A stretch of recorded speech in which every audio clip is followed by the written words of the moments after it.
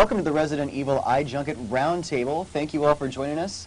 Please start sending your questions now. We're here with actress Michelle Rodriguez. Michelle, how good at the video games are you, and which ones are you best at? Well, of course, I'm not as good as the techie geeks who play online, but I've got some skills. Tekken, Dead Alive, Street Fighter.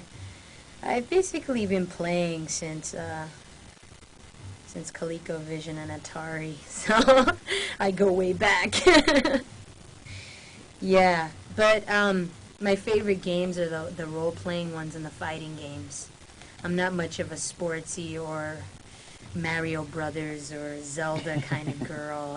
I hate the fluffy kind of cartoony video games. They're boring to me. Which ones are you hooked on right now? Right now, I'm pretty hooked on the Xbox and the P2. I love Max Payne, Grand Theft Auto.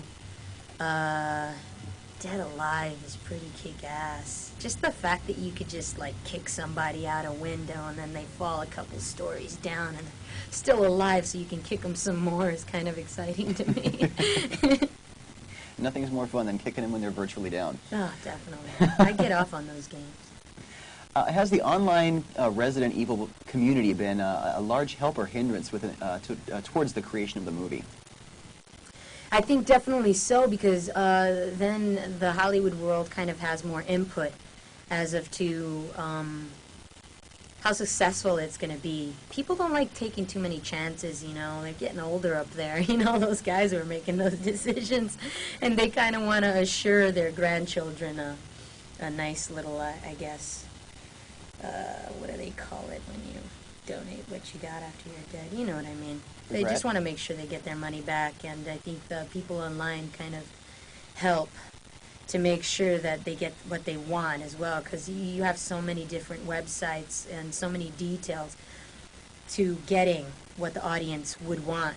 I definitely think that the majority of the people that are going to go see Resident Evil are going to be the fans, and the fans do not want to be disappointed when, you know, they go to see the movie and it's just, even a prequel just has to have the video game essence to it, and if it doesn't, people are going to be incredibly disappointed. And I know what you're talking about, because I've seen lots of, you know, mistakes being made when it comes to video games being adapted into films, and I think Paul Anderson won't disappoint you when it comes to that, you know, so it's kind of cool.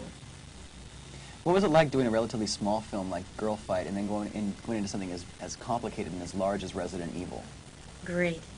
I was loving every second of it, especially because of the fact that, you know, they had so little money to do it with, and I'm in a place like Berlin filled with so many techies and just geeks that could put it all together so magnificently and accurate and fiercely with such pennies. You know, it was intriguing to see how they did this all. You know, you just have to be there, like, and see. Richard Ursich, man, Space Odyssey. Man, you know, we were working with some good people, man, you know? And then those guys making the puppets, the machinery. I found out that for $30,000, I could have my own electric pet dinosaur. Full on, details and everything, you know what I mean? That's pretty awesome. He can fly, too. Can you believe that? $30,000, I could have a flying little dinosaur in my room. Would you go for it? Can't learn that anywhere else, but on the set of Resident Evil, go figure. Oh, would you like buy one? I would definitely buy one, that's for sure. Are you concerned that you might be stuck in tough girl roles like Girl Fight and Resident Evil? That fear only comes because of the fact that, you know, it's just the majority of the people in this industry is like, what you see is what you get, you're as good as your last flick, you know, kind of deal. So there's a lot of ignorant kind of people, you know, in this industry, but I don't want to work with ignorant kind of people all the time, you know, so. As far as action roles go, I think I'll be pretty satisfied with the tough girl thing and the stereotype of it. But as far as drama goes, you know, I'm not worried because, you know, I think that real directors, you know what I mean, can see past the bullshit, if you understand where I'm coming from. And those are the kind of directors dramatically that I like to work with anyway. The stereotype kind of works when it comes to action films because I definitely don't want to play the vulnerable one and get saved or, captured by doing something incredibly stupid that the whole audience is saying not to do. So it's kind of cool to have the stereotype around when it comes to these action films. I'm pretty good where I stand, you know. I'm confident in where I'm going. The question here is, have you ever played Resident Evil games? We know that to be true. What is it about the games that you like? What kept you coming back? You said you were bored of it by the time you got to actually got the role. Yeah, I was, you know, just, you know, I mean, you get bored of everything, but the thing that captured me about Resident Evil, the video game, is the surrealness of it. The fact that that the character, you know, Claire Redfield and Chris, they're so vulnerable in the beginning, you know, and you know they can easily die, and I think that makes you relate more to the character. And when you're playing this video game, it's so quiet and subtle and Hitchcock-like, you know. All you hear are footsteps and squeaking of doors, and then that pausing moment when you're walking up the stairs, although it is very annoying when you have to go back and up and down, you know what I mean? Trying to figure things out without dying or getting caught by zombies is pretty annoying, but it's just the weight, the whole suspense of it. It captures suspense so well. You will always drop your controller playing this game, you know what I mean? Like, I haven't played one Resident Evil game that hasn't scared the crap out of me, you know what I mean? So, yeah, I might get bored, you know, sometimes when I'm frustrated in the middle of the game and I've already been in every door and I'm just trying to figure out what's next because I'm stuck. But when I get to that point where I figured it out, I will always, you know what I mean, be excited about the game. So to see that come to life in a movie it's bliss. And to be part of it, too. Oh, yeah, you're part of it. That's the whole thing. It's like, you know, that's what people are getting in Hollywood now, you know, is that there's nothing, you know, films can only do so much for the audience, you know what I mean, as far as the audience relating to the characters. When you play a video game, you are that character. And when you go to the movies, you expect to see yourself come to life, you know what I mean? And that's the beauty of adapting video games into films. And that, if it's captured well and done accurately with full detail, will take people on rides that can make money for years and years to come. So that's something that I hope that people keep in mind is the fact that it has to be done right, or you're just going to get a, you know, Mario Brothers, and that's not a good thing. I hope I'm not dissing anybody, but you know what I mean? It has to be done right. As the director, do you think that was a goal of Paul Anderson's? Definitely so. The guy's an overgrown kid, I mean, and he's a video game geek, and I think that there's no better person to make a video game into a movie than him. You know, he is the audience that these kind of movies are going to go to. And he knows what'll make them spill their popcorn or pee in their pants, and I think that that's incredibly important when you're making exciting kind of films. You just need to keep that MTV ADD thing going on, or you're a loser. So you feel that Paul Anderson had a real love for the Resident Evil mythology? Definitely so. Without it, the film I don't think would work, and I think it is going to work because of the fact that that's not the case. So. Would you call yourself a horror movie fan? Yeah, I'm a fan of all kinds of films, you know, as long as they're exciting in some way, shape, or form, whether, you know, I'm crying or I'm laughing or I'm jumping out of my chair. I'm definitely Chainsaw Massacre down, and I'm definitely part one of every Jason, and I'm definitely into the Psychos and the Hitchcock films, and yeah, I guess you could say I'm a horror freak. Actors and actresses frequently say that they learn a lot from making movies. What did you learn from starring in Resident Evil? Too much. I learned too much. Too much information for my tiny little brain.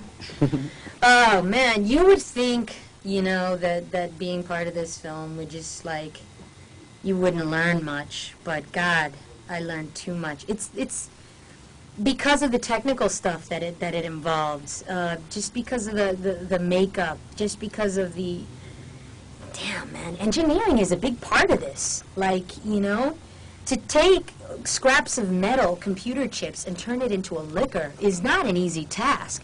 And with pennies to do that is a miracle.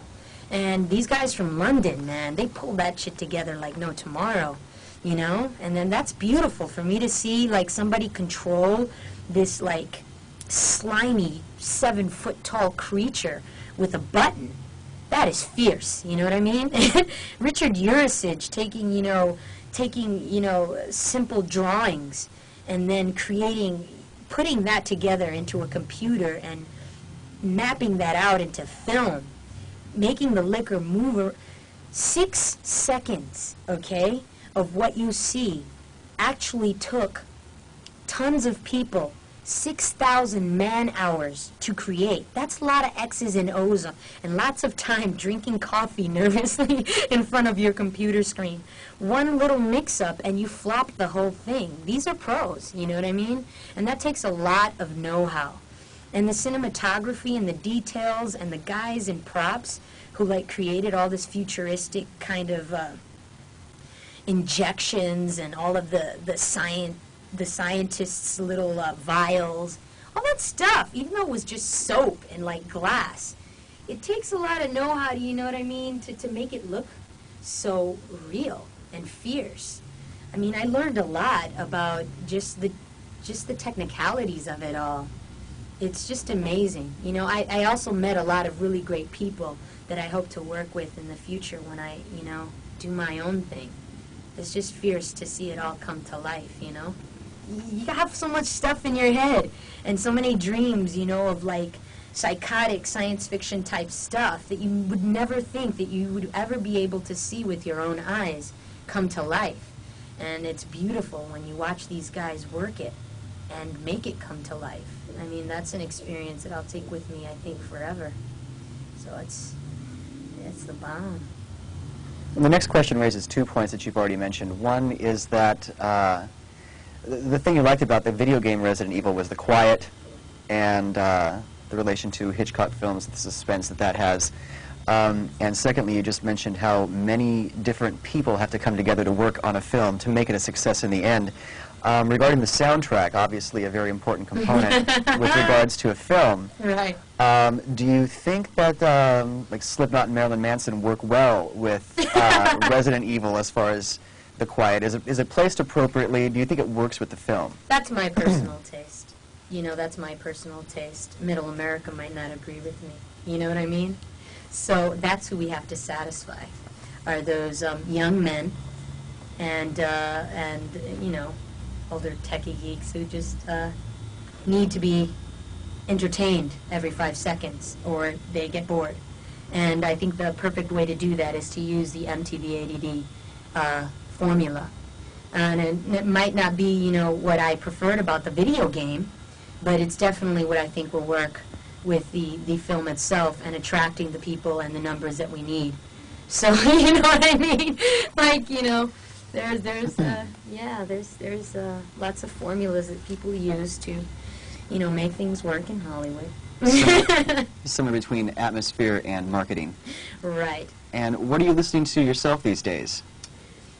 Everything, man. Everything I can get my hands on that's good. I don't know. I've been very, like, classical music oriented lately. I've just been, I guess because I just recently, you know, you do so much press all the time and stuff, so you really just don't think too much. So I've been just, like, trying to calm down and soothe myself with some old classical kind of stuff. But when I get bored of that, it's all, like, hip-hop, grunge, and, like, techno. You know, when I party, that's the scene I'm into. What was the atmosphere like on the set, given the intensity of the movie? There is a lot of goofing off going on. We were definitely having lots of fun. I mean, just knowing that you're not in danger, like you are in the film, it kind of opens up a new array of colors and just a lot more goofing off than if it were real. You know what I mean? So it's kind of great. You know, whenever they said cut, we were definitely sinking our teeth into silicone-made livers and playing with the blood and goofing off with the guns and the bullets, and it was a good experience. It was lots of fun. What sort of weapons were available to your character Rain in Resident Evil? Man, there were so many weapons on set that I wanted to use, man. So many. But, you know, there's just too many details that are involved in filmmaking. You can't always do what you want. But, yeah, I had a nice little machine gun and a governor, which, by the way, is the gun that was used a couple of years ago, you know, protecting Reagan. Didn't work so well, but it's still a nice 9mm with 2 safeties that I got to learn a lot about. Nice, easy, swift, easy to pull out clip. Lots of tricks to it. Easily clamp this right here could easily disappear if you don't know how to use that gun properly. And I was actually shooting it for real with real bullets in the range. I got to shoot a .45 too, but I think the only 2 guns that she was using was, like, I think she had a P99 at one point. It ran out of bullets, and she had a nice machine gun, a compact one, and a governor. That's about all I got to use, and a knife, a nice Rambo knife that I only got to peel my nails with. Do you find it odd to be interviewed by a bunch of reporters who aren't in the room with you? Sometimes I feel, you know, yeah, it is kind of strange. I feel like a bunch of aliens, you know, are interrogating me. But I get used to it after a while. It's just different audiences, you know. That it's kind of cool that so many people even give a shit what I have to say. This being your 3rd consecutive role as a headstrong, feisty, physically tough heroine, do you worry about being typecast? I just don't care at this point, you know. It's just like, if I am going to be typecast, it'll be by the narrow-minded kind of like Hollywood scene, and I don't really mind so much because they're typecasting me as the tough chick, and I wouldn't want to play the vulnerable chick in Hollywood films, because the only thing that's really interesting me right now in the Hollywood genre is action. And I do not want to be the one who's being captured or saved by some guy, you know, in a film. So that's... In the other realms, it's just like the directors, I think, you know, should be smart enough to know my array of colors, and if they can't see past that, then I don't want to be working with them anyway, so I really just don't mind. What do you think about the initial buzz comparing your character Rain with that of Vasquez from Aliens? Takes a lot longer to kill someone like me. How do you think the movie would have been different had George Romero stayed on board? It would have been a lot quieter. It would have been a lot quieter, and there's something I really enjoyed about the teeth thing. He has this thing that he's able to do where you just feel like screeching boards, and he has this ability with sensory that's really amazing. A lot of things would have changed. I mean, you know, we're trying to satisfy you know, middle America, and I think Paul really, you know, he's about the audience, you know, and like the audience in the United States is used to a certain kind of thing, and it takes a while to kind of get people off of that. We are the ones that spoon feed middle America what they eat, and I just don't think they're ready for something, you know, being brought back. So right now, I just don't. He would have changed a lot. I think it would definitely have been a lot quieter, and that's a hard one. That's a hard one. Yeah, a lot of things about the film would have changed, but you know, I think Paul is really going to satisfy those people that want to see this film. So it's all good. One of the things I read in the press was that the director was trying to stay true to the suspense that you discuss with the film, which I think would be something that he would have in common with George Romero, because something like Night of the Living Dead was all based on suspense. Do you think he balances that well? Yeah, I think he had a pretty good balance there. It's the detail. It's just the fact that, you know, that he kept in mind, you know, what scares people, and it's not knowing what's ahead. And I think the audience will not know, you know what I mean, what's going to happen next. And that's something that Romero was really good at. And I think that that's something that Paul Anderson and Romero, I think, have in common. But as far as, like, you know, the style of things, you know, a lot of things, yeah, definitely change. Like I said, you know, we're trying to satisfy a different genre of an audience here. And in order to do that, a lot of things, I think, of classical horror films have to be changed. The technology makes up for that so well. It's not funny. So it's like in your face instead of think about it and wonder. You know what I mean? Mm-hmm. So it's all good. Whatever, you know, is lacking is made up for in a good way. So. Do you think there was more of an emphasis on pleasing longtime game fans, or, like you said, the middle American audience who maybe might not be all familiar with it, or is just looking to go and get scared in the theaters? 50-50, buddy. 50-50.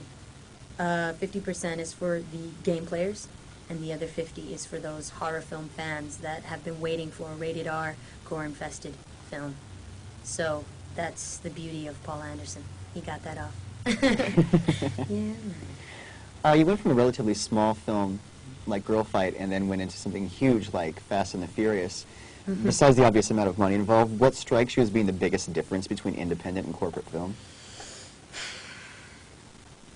I would have said the passion if I hadn't worked on Resident Evil. There are a lot of differences. There's more people dedicated to making the movie. There's a lot more politics, I think, involved in studio films. You know, you're trying to satisfy more people in studio films. And in independent films, you are just trying to satisfy the art, you know? And you're trying to satisfy your view of things. It's more personal, I think, when you're working on an independent film. You really just don't care how the audience is going to react. And in Hollywood films, you have to care. You know what I mean? Or you're just not making the movie because they're not giving you the money for it. You know what I mean? Mm-hmm. So it's pretty great. I'm so glad that I get to work with both, because there is a balance somewhere in between, and God knows I'm going to find it. Is there one you prefer over the other at the moment? What do you mean, in between Corporate and independent film. corporate and independent films? I don't prefer either. You know, in independent films, I'm always pissed because there's lack of money, you know? And in Hollywood films, you know, I'm pissed because there's lack of substance sometimes, or, you know, lack of individuality, you know? Either way, I'm pissed off. But, like I said before, I'm definitely, I think I have pretty great confidence in the fact that I'm going to find the balance in between both someday. So I have that hope still alive. How does it feel to be an action hero to kids? That's cool, man. God knows I need kids in my life, you know? I'm such a mature audience kind of girl, you know what I mean?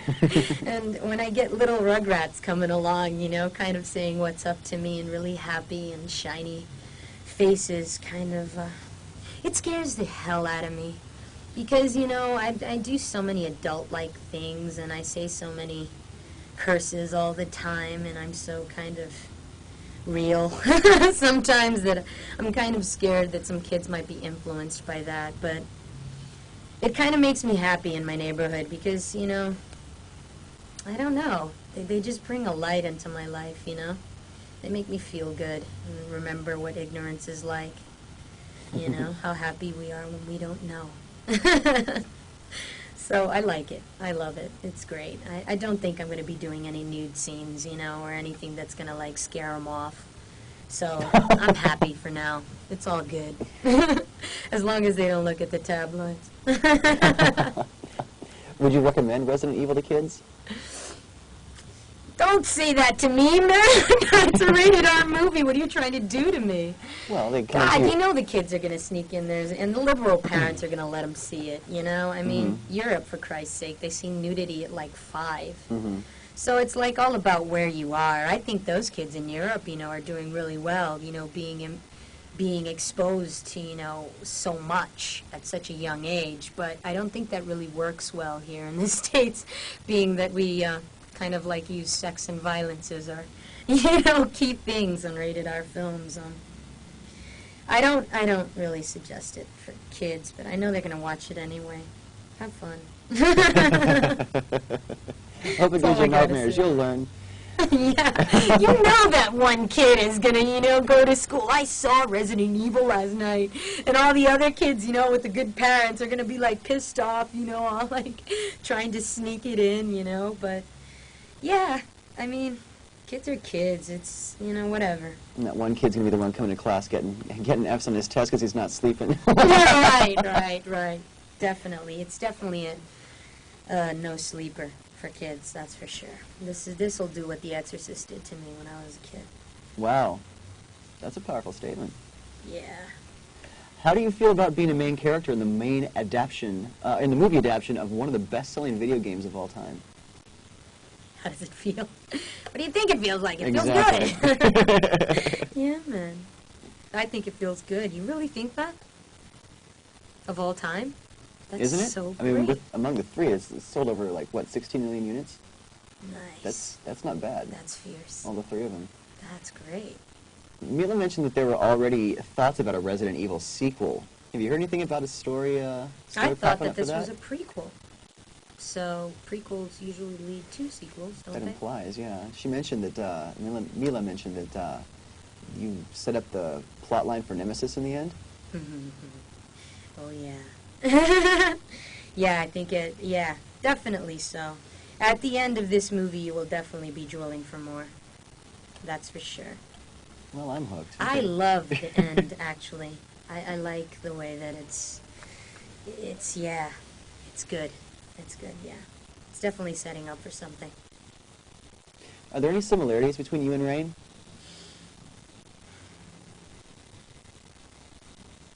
There's definitely a little Rain in me. I know if chaos came to chaos, and I had to defend myself to the point where, you know, I found myself in some armory somewhere, and I had all these guns to work with. Yeah, I'd turn into Rain in a second, that's for sure. Like, if, you know, God knows what can happen. Nowadays, it's so unpredictable. You don't know, you know what I mean? I definitely am one of those that played D&D when she was younger, and I definitely have a master plan if total chaos hit my town in Jersey City. Got an armory a couple of blocks from my house that I'd like to infiltrate.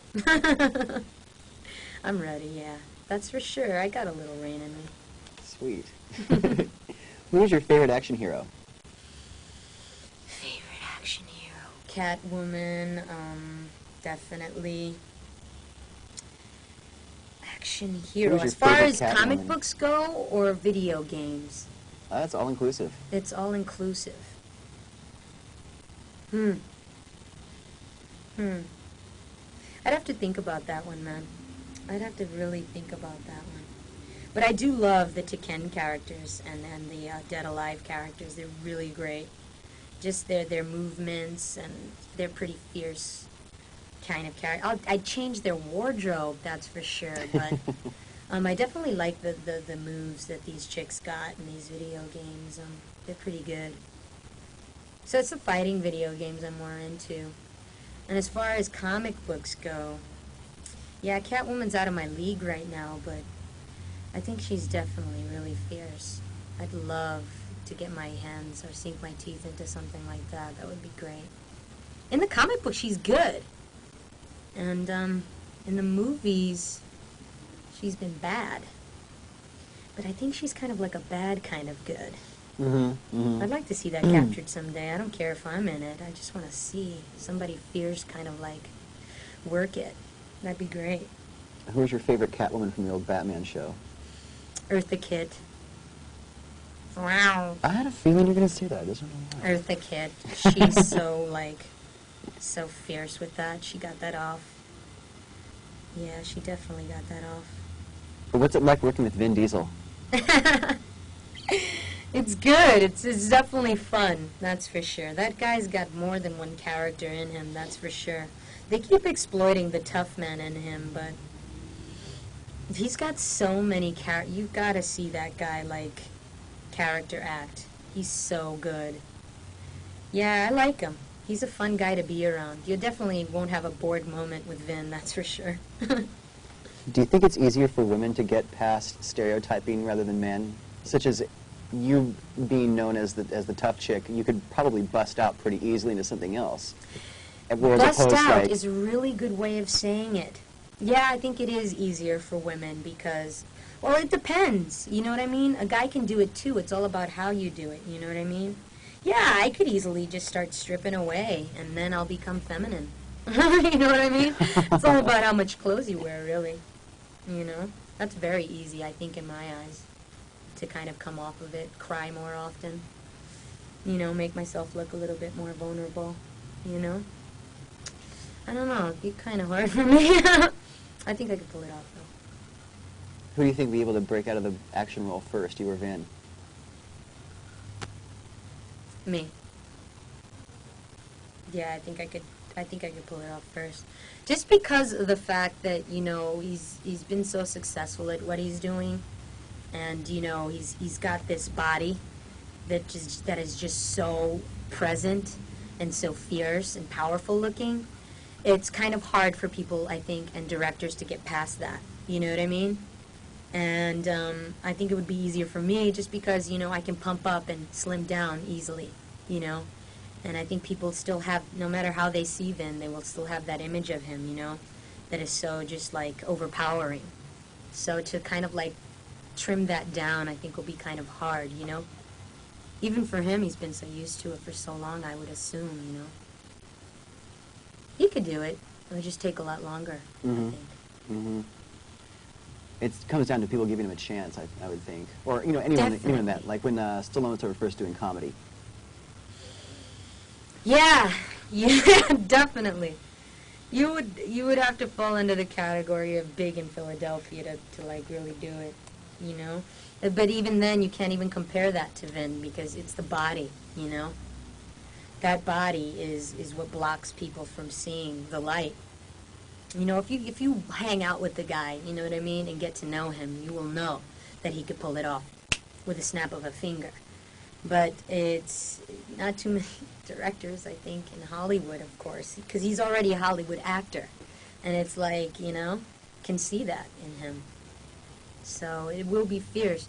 The guy who does it, I will look up to him, man, and I'll definitely be watching that movie, that's for sure.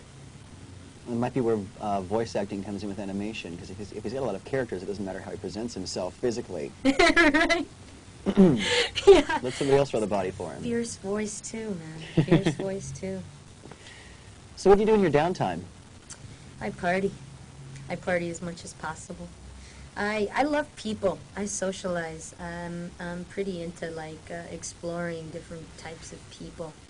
I kind of like being the fly on the wall on my time off and just analyzing my surroundings. I hate watching the news and I hate reading my science magazines, but I must admit I have to. It's part of my life. How were your fight scenes? Were they tough? No. Which was your favorite scene to do? Oh, my favorite scene to do. I think the closer I am to a zombie, the better. The more hands-on. When I get to touch them, I feel good. You know? Snapping necks was fun. I think those are my favorite, you know? When I get my hands on with these zombies. That's great. Mm. Would you have wanted to play one of the zombies? Depends. An uncredited role in the next one? It would have to be kind of like, it would definitely have to be a fierce thing. The zombie would have to have something different from the rest of them. Like, I was kind of telling Mom, it would be great, you know, if, you know, I don't know, maybe the antivirus was given so late to somebody that it actually had kind of some sort of awareness effect on the person, where they remained a zombie but just had more of their brain to work with. So that would be kind of interesting to kind of explore. Is somebody getting the antivirus too late to transform them back into a human, but yet kind of give them more of an awareness than just hunger and wanting to eat. More of a humanistic quality to a zombie. That would be kind of great to explore. But, you know, it's just too many details, you know what I mean? That's Wile E. Coyote, basically. Well, you never know. It depends how it's done, you know. Super genius. Yeah. How was Berlin? Did you ever get a chance to see much about the city? Berlin was sick. I freaking love that place, man. You get to smoke a J naked in the park. You get to hang out in places like the Kit Kat Club. And just people are just so much respectful. You try something like that in Central Park, man, and they'll, like, rape you or, like, want to, you know. And take your J. And, yeah, and they'll take your J, too. It's pretty sick to see how, like, you know, just how composed and over it people in Europe can be. And I love that kind of attitude and just how hungry they are for knowledge about the world and people and just very open, you know what I mean? It is very intense, though, how German people stare at you.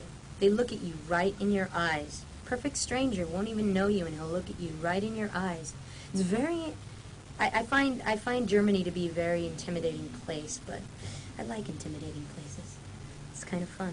I enjoyed it. You know, those people are fighters, no, most definitely. That's for sure. I get the idea that you're more about the cerebral end of horror films, but the question here is, what is your favorite gory movie? As far as gore goes, I would say Texas Chainsaw Massacre. Just the whole idea of killing during the day and houses being dark, being in the middle of nowhere, a family that used to kill cows. It's very intriguing to me.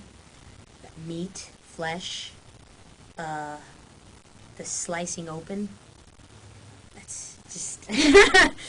Yeah, that's gore. It's gore at its best, I think. I think as far as gore goes, it would be Texas Chainsaw Massacre. Well, I thought that was... I didn't see that necessarily as a gory movie. I thought that was really much more cerebral, just because the idea that these people just live there, and like halfway through it, when you get... I think the woman finally makes it back to the little Quickie Mart thing, and that he winds up being one of them. She thinks she's saved, and she's put right back into it, and there's just absolutely no one for miles who can help. I got the best of both worlds out of that movie. Yeah, yeah. I got the best of both worlds out of that movie. Oh, I just sat stunned. Yeah. Definitely so. Tell us about the next Resident Evil game. Do you know anything about it? I played it yesterday. Sweet! Dude, Did you have your own copy I yet? never thought that the Nintendo GameCube, you know, would be the one to take this on. Because I must admit, I really didn't like the GameCube, just because of the fluffy games. I don't like fluffy games. I'm not into Zelda or Final Fantasy kind of games, just because it's... The movie was great, but just like, you know, the whole cartoony kind of thing is not Pokemon-looking kind of things. They're just not my games. But Resident Evil, I must admit, God, it blew me the hell away. When you first start the game, it's like, it looks like Final Fantasy. The graphics are impeccable. And when I was playing the game, and I reached the first zombie of the video game, the blood has this shimmer to it. The face, the cracks, the detail. It's just, and the scenes. There's this one scene where the zombie is in a bathroom, and you go and you have to drain the water. You know how, you know something's going to be there. And you're draining the water out of the bathtub, and all of a sudden this zombie just creeps out of this bathtub, and you have to, like, kill him. The detail is so impeccable, and the sound is 10 times enhanced. I think that it's the best Resident Evil video game yet. And it's based on the first game with Barry, the guy with the mustache, and the first mansion in Raccoon City. So it's just impeccable work, incredible detail. I'm not ready to show certain parts of my body yet. Kind of dramatic, serious roles, you know what I mean? Mm-hmm. Like, I think the first time I bear it all, I think it has to be more mental than, you know, video. You catch my... Right. Well, I mean, suppose they could, like, just edit that out, or, like, not have if it... they could edit that out? Sure, out of the hell script, yeah, I I mean. get to fight dogs and kick ass. Yeah, I'd take it on in a hot minute, man. No way. Yeah, totally. There's some scenes where Rain is actually really cruel and rude almost, more than the guys in the movie. The question is, was it hard to play that? But something tells me no. Yeah, I like that, if anything. Gosh. Definitely savor those moments when I get to be a likable, mean character. So it's kind of cool when I get to be bitchy, too. Very nice, very nice. So what were your first impressions of before you even met Milla? I mean, were you familiar with her work? Did you know her at all? Did it seem strange that you're going to pair with some Russian actress? I mean, model? I had only been in Fifth Element, and I really liked that. I thought she did a great job. I mean, it was great. It was a funky new kind of thing for me, you know, to see this, like, you know, kind of fierce female character, you know, on screen. So that was kind of cool. So I was kind of psyched to, you know, get to meet her. Although I did assume, you know, that she was going to be kind of bitchy, you know, supermodel type, you know, actress. But she turned out to be a really great kind of weird person, which I actually enjoyed. I think we complement each other because we're so different, you know. So we never bumped heads. So that's great. Milla mentioned something about the water room, 16-hour shoot, and a plastic syringe. Yeah. Dude, that was long. Yeah, we were in and out of water all day. Do you know that in Germany, it's 14 hours of work, and anything over that is considered overtime? Damn. Wow. Yeah. And we were pulling overtime sometimes. Yeah, that day was pretty fierce. Yeah, that was a fierce scene. So tell us about your next project. Anything else upcoming? Yeah, I got a kind of like a fluffier version film that I decided to get into, you know. Lots of chaos happened when I got back home, you know, here in the States. There was lots of shit going on, and political and whatnot, and I was just too close to it. I wanted to get the hell away. I mean, I live in Jersey City, you know what I mean? Land of Arabia, I guess, right now. And I just wanted to go away and just kind of be ignorant. And I went to Hawaii to shoot a surfer film. So that was kind of fun, although I almost lost my life 3 times in the water. It was kind of exciting, kind of learning how to surf. My best times, I think, were running away from 10-foot waves, which means a 20-foot face of water flying after you, and a jet ski. Anything with a motor I'm comfortable with. Put me on a surfboard and I suck. Yeah, but it was pretty kick-ass being out there, you know? You know, I didn't have too much responsibility over there. So it was lots of just enjoying the weather and just kind of waiting to go on. It's great. Was this another Hollywood thing or like a independent thing? This is a Hollywood film, you know, to be 3 months in Hawaii. Yeah, it's a Hollywood film. Who else is in it? Kate Bosworth. She was in Remember the Titans. Matt Davis, who is in that movie Blonde something. Legally Blonde? Yeah, I'm so bad with names. And Sonoy Lake, who's actually a real surfer who never acted before, from Hawaii. So it was great. I mean, you used to work on a film.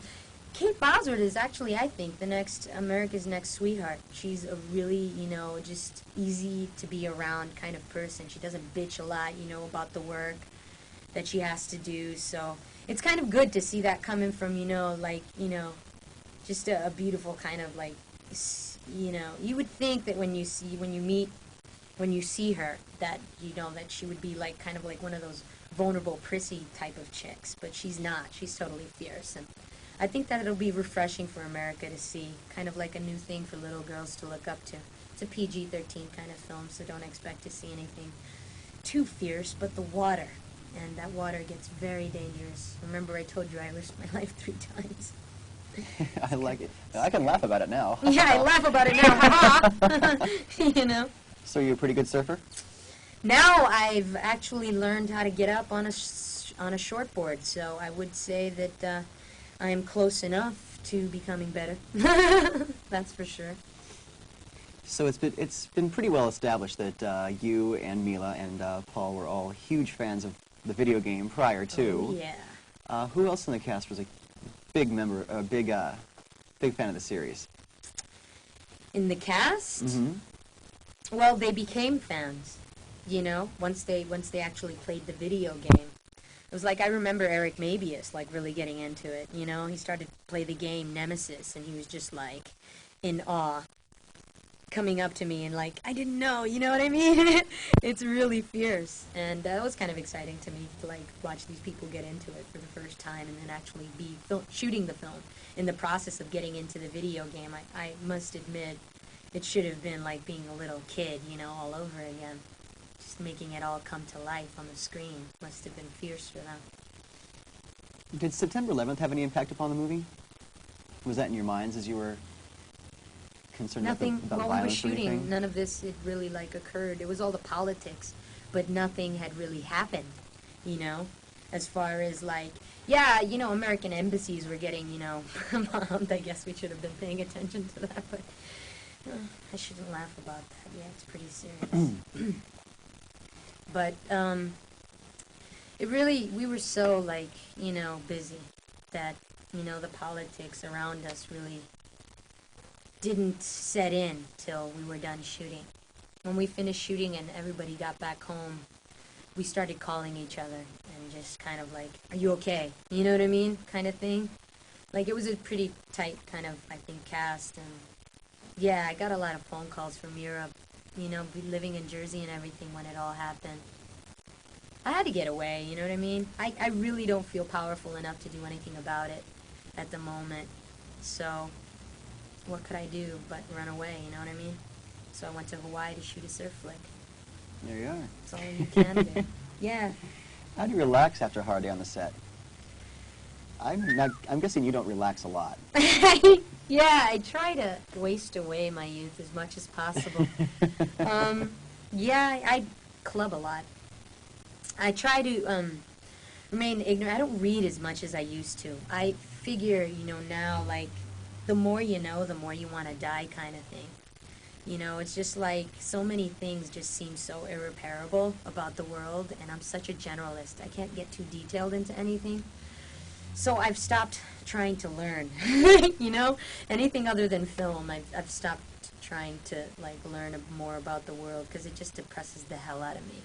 So I play the ignorant one, and ignorance is bliss kind of thing. I play video games. I, like, go out there and I club a lot. And when I feel incredibly stupid, I go back to my science magazines and I watch the news, you know, depress myself some more, and then I get over it and go party again. It's kind of like a vicious cycle for me. Mm-hmm.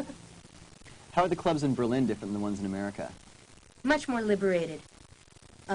Sardine packed. They need a big club over there. They need a warehouse or something to kind of, everything is so small in Europe and in Germany. It's so tiny. I just need space to move, you know what I mean? I need to break out, and that's almost impossible to find over there. But it's definitely more liberated. You can go all out over there, and you don't have to worry about who's judging it, you know what I mean? I've saw people, like, wandering around, like, naked in clubs over there. It's fierce. It's like, and no one disrespects you, you know what I mean? Like, people know what lines they're crossing just by looking in your eyes. You know what I mean? So it's like great. Like, you could just wander around and be the fly on the wall and actually be entertained. You don't even have to dance to have fun. So it's kind of fierce. I like the party scene over there. Although I wish you did have space to dance, because I do love to shake that ass, you know? Maybe you could open a big warehouse of a Resident Evil club in Germany. That would be fierce, you know? I was telling them that, man. Let's all go to the Kit Kat Club and just throw on those, like, you know, those fierce eye contacts that we have, you know, with pus inside of them and the red coming out the sides. It would be so fierce to, like, walk around like that. But nobody wanted to come with me. Aw. Yeah. Milla, we're hitting the Kit Kat. Bring the liquor. No way. She'd never step into that club. Gosh. Yeah, I tried to talk her into it. It wouldn't work. So you liked the gore makeup. I loved the gore makeup. Did they ever actually let you apply some on the zombies for a shoot, or did they kind of slap your hands and say, "Oh, "This is Michelle, our you're deal"? not pro enough. You don't know where it goes, how it goes." So, you know, I let the pros do the work, you know. You know how they did this, though? They actually had magazines and magazine cutouts of already dead people. People who had got into grave motorcycle accidents or car accidents where half of their face was ripped off, yet they were still alive to take pictures. Say cheese. Yeah, say cheese. And meanwhile, this guy's like jaw, and all of his teeth are gone. And this is all ripped out from the nose down. And all you see are the insides of, like, his tongue still there. Like, that's how they had to feed him, with a tube, you know what I mean? And you got a picture of all this red blood dripping down. And so they had a lot to work with, you know what I mean? All they needed to do was kind of, like, mimic that with silicone and whatever they made latex pus and out of. nylon and... Yeah. Do you have... What's your favorite pus recipe? What's your favorite pus recipe? Exactly. God. So we're about to winding down here. I wanted to ask you, for a particularly memorable club experience, where in LA would you suggest one go? Dun, dun, dun, dun, dun, dun, dun, dun. I don't like partying in LA. Oh, well, we're in. The parties here end too early. Spoken like a New York girl. Yeah. Where in Jersey is good to party? There is really, the party scene in Jersey sucks too. You have to go to the city. You have to be in New York. It's all about Exit, the Tunnel, Limelight, Lotus. You know, it's like you just gotta go sneak around, see where the nice happy hour is, and then figure out what club ends at 3, and you're set for the night and the morning. So it's pretty great. Yeah, I need time to party. I can't just sit there and smooch and look good. You know what I mean? I have to have people sweating and moving their bodies to kind of give me some enthusiasm to go But with enough room. Night. Yeah, and room. I need room. So break it down for me. Give me one good reason why we should go see Resident Evil. I could give you a couple of good reasons to go watch Resident Evil. Because of the fact that I think a film. I don't think that horror movies have really. They haven't really explored the rated R gore, and I think that you'll get that here. And I don't think that you've actually had a director who's been a real fan of the old styles of doing things and old styles of creeping people out. And I also don't think that you've ever seen the creature before, like of the liquor. I'd have to say the liquor is a good reason to go and watch Resident Evil. Those couple of seconds will, I think, really be a memorable moment in your life for a while. That's for sure. Yeah. Will we losing sleep?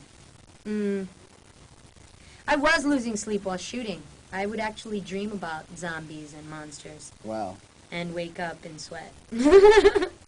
Even Yeah, I mean, you're underground for so long, and you're working around these zombies for so long that you just have no choice but to kind of subliminally think about it in your sleep and have sleepless nights. But that's over now. It was a phase. Time heals all. You do no sleep with 16-hour workdays. 16-hour workdays, sometimes 18. Would you ever do it again? Yes, I'd do it all over again. As long as they gave you the biggest gun in the in the film. Just give me a bigger gun. There you are. And let me use my knife this time. And more hands-on. More hands-on. I want more hands-on. Give the zombies lackeys you can punch out and not be turned into a zombie by osmosis. Exactly. Exactly. I think that's about it, Michelle. Thank you so much for joining us. We had a blast doing this. I want to thank everybody who participated for joining us as well. And be sure to check out Resident Evil, opening nationwide March 15th. Thanks again.